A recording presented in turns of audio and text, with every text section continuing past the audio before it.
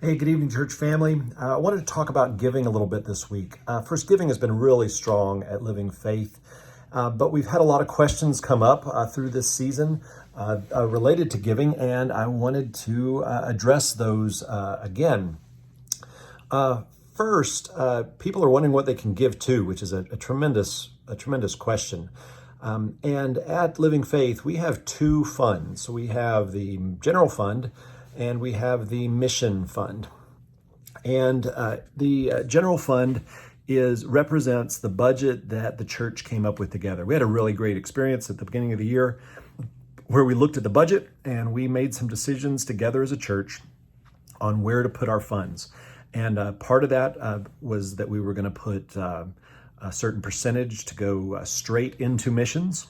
So every time we give to the general fund, we actually transfer 5% of that right into the missions fund. We send another 5% to state and national missions. We put 5% into local community. We put 10% into human needs and things like that. So we set a bunch of budget priorities as a congregation, which are all supported by the general fund. The general fund, whenever anybody gives money to the general fund, it goes into the categories that the congregation decided together to put our money towards. The mission fund has traditionally been used for mission trips, like when we send teams to Russia and Kenya and otherwise, but we've also used that for other international mission opportunities, occasionally for a local mission opportunity. But again, it is tied to typically spread of the gospel kind of work, typically in foreign lands, typically for our trips, but it is used straight for missions. Again, if you give to the general fund, part of that goes to the mission fund. Some people give above and beyond their normal offerings to the general fund. They give some to the mission fund as well, and that's absolutely fine. Though, again, if we give to the general fund, it goes to the mission fund as well. And that's how we pass our money through based on the priorities that the church established together. So some people have wanted to give to special things.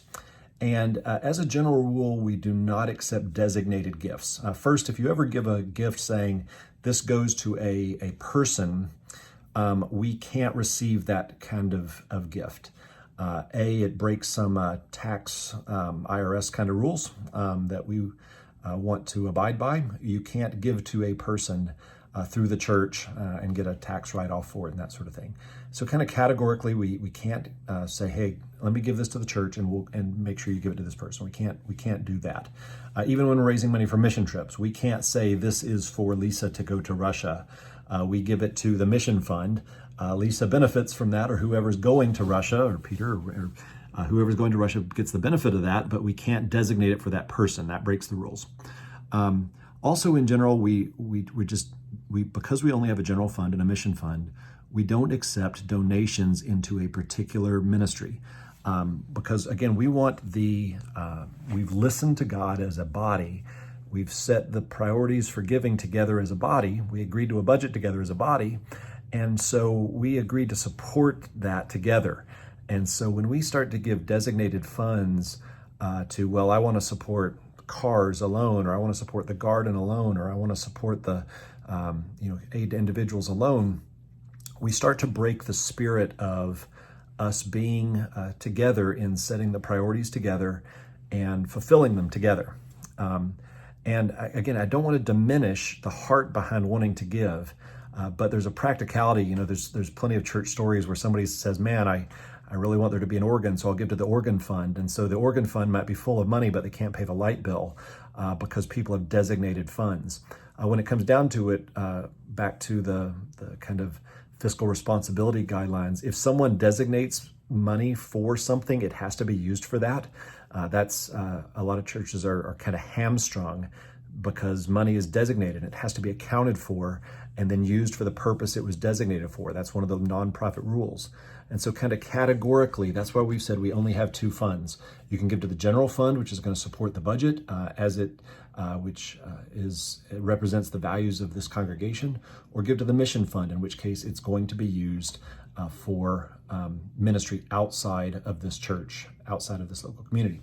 We're not going to have a bunch of little funds set up. It's hard to account for over time. and it breaks the spirit of the togetherness that we're trying to represent. So just know that if you give to the general fund of the church, it is it's representing the heart of this congregation. And you know what we care about. We care about caring for people locally. We care about local missions. We care about outreach. We care about discipleship. That's precisely where the money is stewarded when you give to the general fund. So again, the mechanics of giving online, dropping off at the church, mailing checks in, any of these ways are fine. And you can always designate mission fund or general fund. But I just highly encourage you, just give to the general fund. It's going to support the priorities of this church. And we have a chance to adjust that again at the end of the year together, saying what is going to be important to the collected group of people that call Living Faith home. But thank you again for giving. You've been so generous in doing that. I think this is the first month, 6 months into the year here, where our expenses year to date have now matched our income. We don't have any surplus. We've given a lot more away. We've had greater expenses, and that's fine. But being 6 months into the year and being in the black the whole year and being ahead the whole year is being fine. It's really been a blessing. And so thank you for your generosity and your continued support. And just know that it's accomplishing the purposes that God has called us to together. So that addresses a few of the questions that have come up on giving, and look forward to continuing to share in that grace together as I give and you give, and we celebrate Jesus around the world. Thanks, church.